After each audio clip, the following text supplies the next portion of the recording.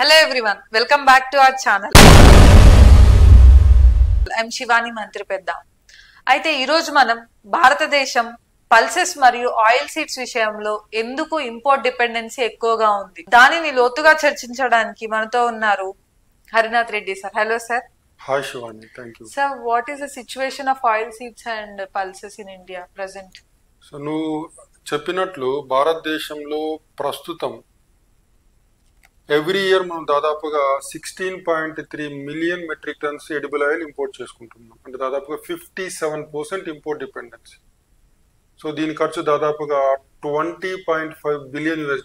అంటే దాదాపుగా ప్రతి సంవత్సరం 1,40,000 కోట్ల రూపాయలు ఖర్చు పెడుతున్నాం ఎడిబుల్ ఆయిల్స్ విషయంలో.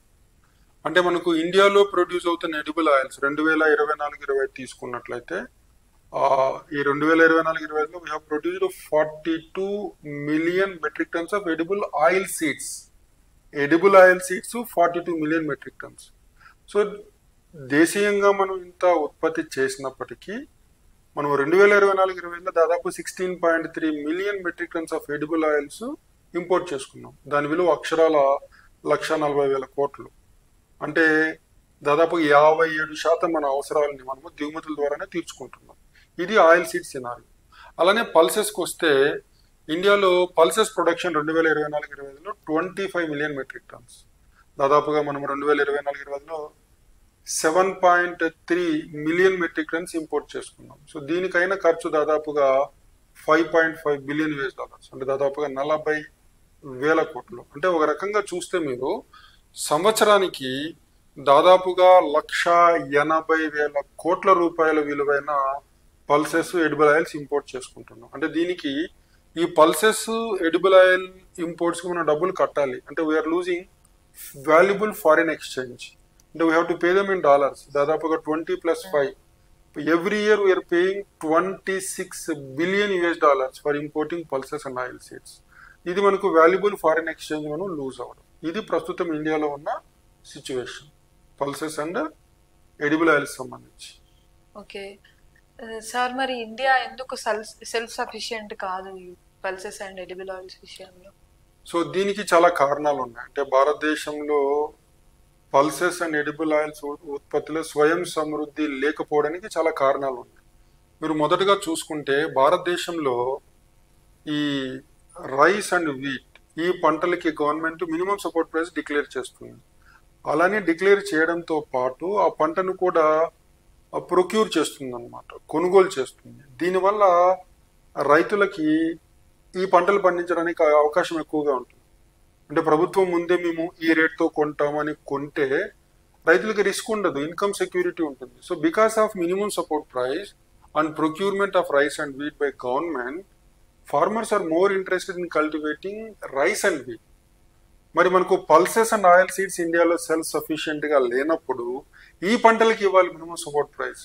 So pulses and oil seeds కి మినిమం సపోర్ట్ ప్రైస్ డిక్లేర్ చేసి గవర్నమెంట్ ప్రొక్యూర్ చేయగలిగితే, అలానే క్రాప్ ఇన్సూరెన్స్ ఇవ్వగలిగితే ఫార్మర్స్ డైవర్ట్ అవ్వడానికి అవకాశం ఉంటుంది. కానీ ఈ ప్రయత్నం భారతదేశంలో అంత గట్టి ప్రయత్నం జరగట్లేదు. అదొక కారణం. రెండవ కారణం ఏంటంటే ఈ పల్సెస్ అండ్ ఆయిల్ సీడ్స్ అనేవి ఎక్కువగా రెయిన్ ఫెడ్ ఏరియాస్ లో పండుతాయి. అంటే అక్కడ సరైన వర్షపాతం కానీ నీరు లభ్యత ఉండదన్నమాట. సో మనం high yielding varieties of pulses and oil seeds ని మనము కల్టివేట్ చేయాలంటే మనకు వాటర్ సోర్స్ చాలా ఇంపార్టెంట్. అంటే మనకు మైక్రో ఇరిగేషన్ అంటాం.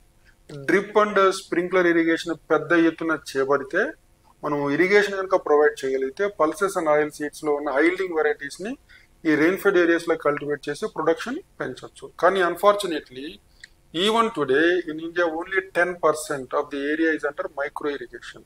అంటే ఇరిగేషన్ యాక్సెస్ తక్కువగా ఉంది. ఇరిగేషన్ లేకపోతే హైల్డింగ్ వెరైటీస్ పనిచేయవు.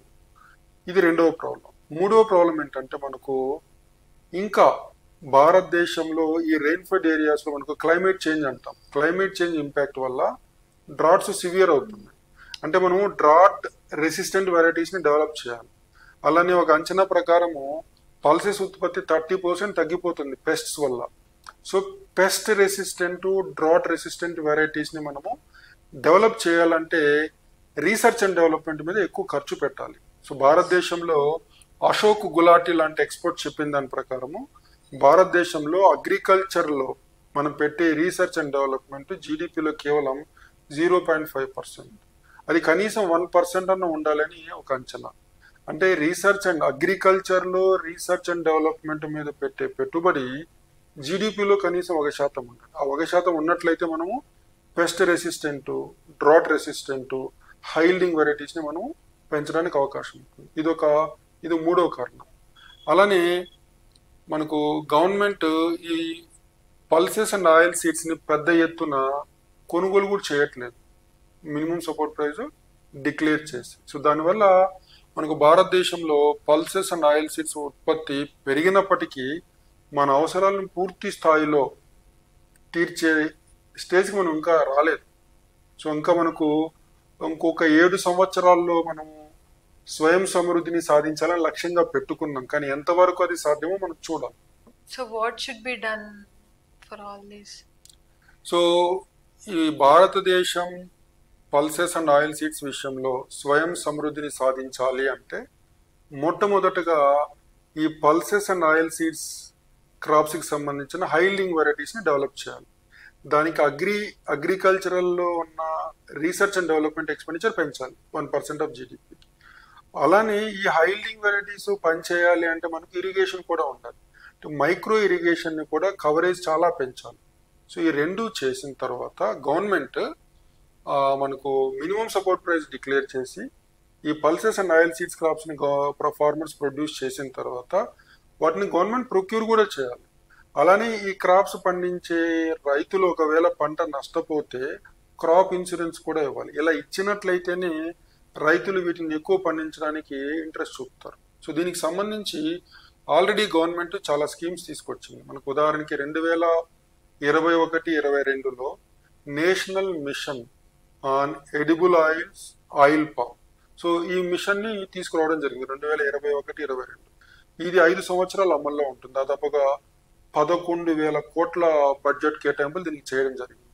అలానే మనకు 2024-25లో మరొక పథకం national mission on edible oils and oil seeds. ఇది 2024-25లో తీసుకురావడం జరిగింది. ఇది దాదాపుగా 7 సంవత్సరాలు దీన్ని అమల్లో ఉంచే ప్రయత్నం చేస్తున్నారు. దీనికి కూడా దాదాపుగా 11,000 కోట్ల బడ్జెట్ కేటాయింపులు చేస్తారు. సో దీంట్లో ఏంటంటే ఈ పథకం ఏం చెప్తుందంటే 2030-31 నాటికి ఆ ఎడిబుల్ ఆయిల్ సీడ్స్ ఇండియాలో దాదాపుగా 70 మిలియన్ మెట్రిక్ టన్స్ ను ఉత్పత్తి చేయాలి. ప్రస్తుతం 42 మిలియన్ మెట్రిక్ టన్స్ ఉత్పత్తి చేస్తున్నాము. అది 2030-31 నాటికి దాదాపుగా మనకు 70 మిలియన్ మెట్రిక్ టన్స్ పెరగాలని లక్ష్యంగా పెట్టుకున్నాం. దాంతోపాటు మనకు 2025-26 బడ్జెట్లో ఇంకొక స్కీమ్ కూడా అనౌన్స్ చేయడం జరిగింది. అదేంటంటే మిషన్ ఫర్ ఆత్మ నిర్భరత ఇన్ పల్సెస్. ఇది దాదాపు 6 సంవత్సరాల పాటు అమల్లో ఉంటుంది. మిషన్ ఫర్ ఆత్మ నిర్భరత ఇన్ పల్సెస్. దీంట్లో టార్గెట్స్ ఏంటంటే మనకు ప్రస్తుతం పల్సెస్ ప్రొడక్షన్ ఇండియాలో 25 మిలియన్ మెట్రిక్ టన్స్ ఉంది. దీన్ని 2030-31 నాటికి 35 మిలియన్ మెట్రిక్ టన్స్ పెంచాలని మనం లక్ష్యంగా పెట్టుకున్నాం. అలానే దీనికి చేసిన బడ్జెట్ కేటాయింపులు 11,000 కోట్లు. సో ఇవి భారత ప్రభుత్వం వైపు నుంచి తీసుకొస్తున్న పథకాలు. సో ఖచ్చితంగా భారతదేశం రానున్న 10-15 సంవత్సరాల్లో ఈ పథకాలని సమర్థవంతంగా అమలు చేసినట్లయితే నూనె గింజలు అలానే పప్పు దినుసుల విషయంలో స్వయం సమృద్ధి సాధించే అవకాశం పుష్కలంగా ఉంది. అలానే ఇక్కడ మరొక విషయం ఏంటంటే ప్రస్తుతం ఇండియాలో ఆయిల్ సీడ్స్ మనం సెల్ఫ్ సఫిషియెంట్ కాకపోయినా మనకి ఇంపోర్ట్ చేయడానికి కంట్రీస్ ఉన్నాయి, కానీ పల్సెస్ విషయంలో అది లేదు. పల్సెస్ ఒకవేళ ఇండియాలో మనం ప్రొడ్యూస్ చేసుకోకపోతే అంతర్జాతీయ మార్కెట్లో వాటిని సప్లై చేసే వాళ్ళు ఎవరూ లేరు. So it is more important to produce pulses in India because we don't have suppliers in the international market. So ఇది మనం దృష్టిలో ఉంచుకోవాలి. సో ప్రభుత్వం దీనిని దృష్టిలో ఉంచుకొని పథకాలను రూపొందించడం జరిగింది. వీటిని సమర్థవంతంగా అమలు చేసే ప్రయత్నం కూడా చేస్తోంది. సో కేంద్ర రాష్ట్ర ప్రభుత్వాలు పరస్పర సహకారంతో ఈ పథకాల్ని సమర్థవంతంగా అమలు చేసినట్లయితే ఖచ్చితంగా రానున్న 10-15 సంవత్సరాల్లో 7 సంవత్సరాల్లో కాకపోయినా 10-15 సంవత్సరాల్లో పల్సెస్ అండ్ ఆయిల్ సీడ్స్ విషయంలో మనము స్వయం సమృద్ధి సాధించే అవకాశం చాలా పుష్కలంగా ఉంది. That's it for today's video. Thank you, sir. Thank you, Shiv.